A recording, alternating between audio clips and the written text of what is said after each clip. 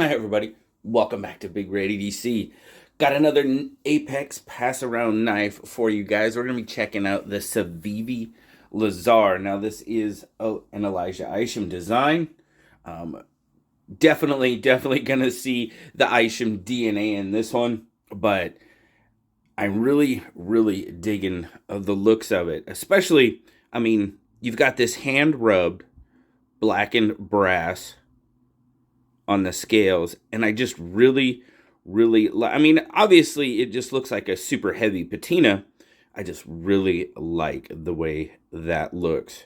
Now you guys know, brass, copper, I'm not really crazy about the full brass, just because obviously when you're gonna carry a knife made of brass, bronze, copper, whatever, it's gonna be heavier. And I like, the lighter weight, obviously, knives, but dang, you can't deny that just looks really good. And we'll take a look how it looks with that Damascus blade too. You got stainless steel liners blacked out. You've got a blacked out pocket clip, recessed pocket clip screws. Now we're gonna definitely be talking about this clip a little bit more here later on. The Civivi construction, at this point, I know I've said this before. There's your centering. It looks really good. The Civivi construction, you really don't have to worry about it. At least in my experience, I've really never had a Civivi knife that wasn't good. Well, okay. But I'll just say the Cogent, but that's my my very unlucky streak with. And that had nothing to do, well, it might have had to do with construction. But anyway, the Cogent and my unlucky streak with button locks. But anyway, back to this. It's a really great looking knife. Now, as you can see there, it is a front flipper. You've got some jimping there. It grabs your thumb pretty darn well to flip open. And then you've got this blackened Damascus that, now, I know I've said Damascus before, I wasn't really, but man, I'm really liking the look of the darker Damascus. This, dark, blacked out Damascus. I'm really digging that. There you go. There's the Isham logo. But that looks really good. I am really liking the way this knife looks. You got this really nice sort of upswept blade there. Now, I know when I was showing this on SKL the other night, people were asking about the thumb hole and stuff. And as you can see there, somebody might be able to Spidey flick that. I don't know. It's tucked in there pretty well. I know I can't. And then I can barely pop it out with my thumb. Oh, there we go. I finally dug it in there. So, but this, yeah, that's not happening. It's pretty much a front flipper for me anyway. So, all right, let's get our specs and we'll check this out. So, we're looking at about 1, 2, 3, 4, 5, 6, 7, about 7.5 overall. You're looking at about a 4.25-inch handle, and you're looking at about a 3.25-inch blade with right about a 3-inch cutting edge. It's right on that line, so it might be, you can see there, I'll kind of zoom in for you. You're really close on that 3-inch. Let's get back out here. I like how it shifts when you zoom in. No, I don't really like that. But anyway, grip length, what do you got? About 3.5.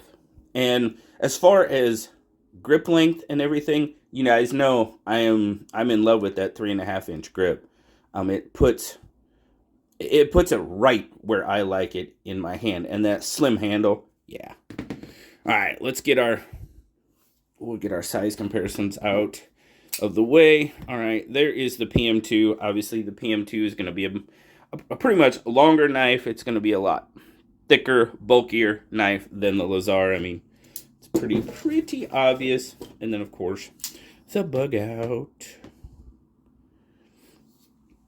Pretty comparable in length right there. So not too bad overall. Now let's get a weight on it. Like I said, obviously when you're talking brass, bronze, any kind of the metals, they're gonna They're going to have weight to them. That's just the way it is. 4.4. So obviously we're a little over that ounce per inch. 124 grams. Now carrying. The pocket clip, it's pretty deep carry. You will have just a little bit poking out of your pocket, but not much. Definitely not much. As you can see, it kind of sets off to the side a little bit.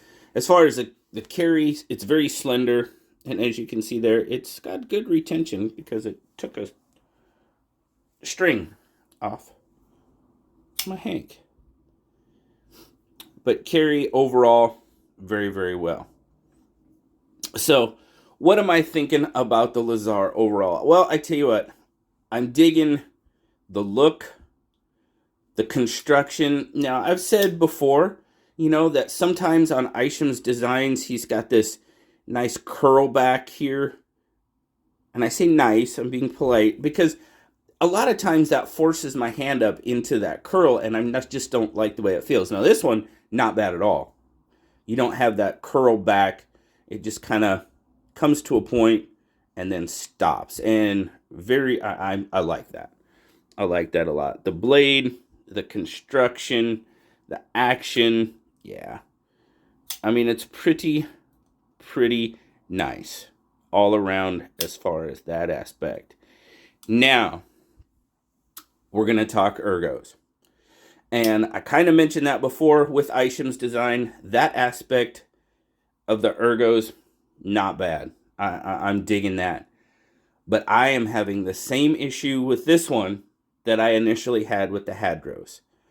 With that taller, deep carry clip on this slender handle, it hits me pretty much all wrong. And I talked about with the Hadros. I mean, you guys know. Well, shoot, let me grab it real quick. You guys know what I did with the Hadros. If you've seen the review of the Hadros, I actually took the pocket clip that was on it off, and I put my backlash clip on it. Yeah, it's still kind of tall back here, but it slopes down much quicker. I don't know if you can kind of see that. Now, see the difference in the slope on them? This newer clip, it stays tall further out. Now, when I did that with the Hadros, it worked out fine for both knives, actually. No issues on the backlash, just because I guess the handle size and the handle length. But yeah, this one, would it do that to you? I don't know. All I can tell you is right now, this clip is pretty much an entire hotspot, unfortunately, for me. Take it off. Maybe get a hold of Civivi and try to get a different clip, one of the older clips. And I'd like to see a newer backlash. And maybe I'll have to look up some pictures and just see if they're putting this style of clip on it, or if I could get one of the older clips and put that on there. And obviously this is a pass around knife, so I'm not going to be doing that to this one. It's getting ready to head out to the next reviewer. Not too sure who that is right off the top of my head. So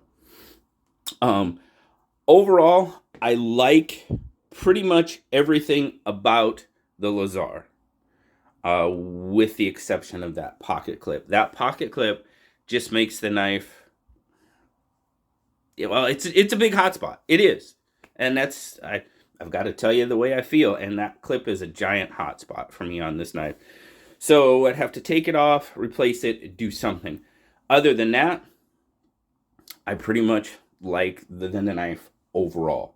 Now, this guy sells for right around $100. I think it's just under, okay, $93.50, so a little under $100 at your favorite retailer. If Isham designed more knives like this, I think I would get more into his designs, and it's just they've kind of got a little bit of that futuristic look to it, which is, not necessarily my jam, but anyway, overall, it's not too bad, but that clip, something's got to be done with that. So if you guys have a Lazar, I'd be interested in hearing what you think about that clip.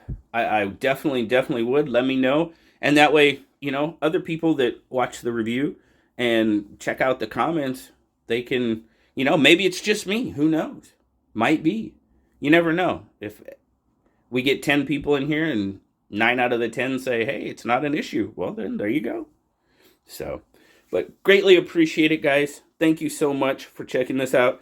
Like I said, this one's off to the next reviewer. Thank you so much to the Apex Pass Around group and to Civivi for providing this to check out. The Lazar looks pretty darn good. Thanks a lot, guys. Always appreciate it. Remember, like, subscribe, leave me that comment. You know I love talking to you. Till next time. I'll talk to y'all later. Bye-bye.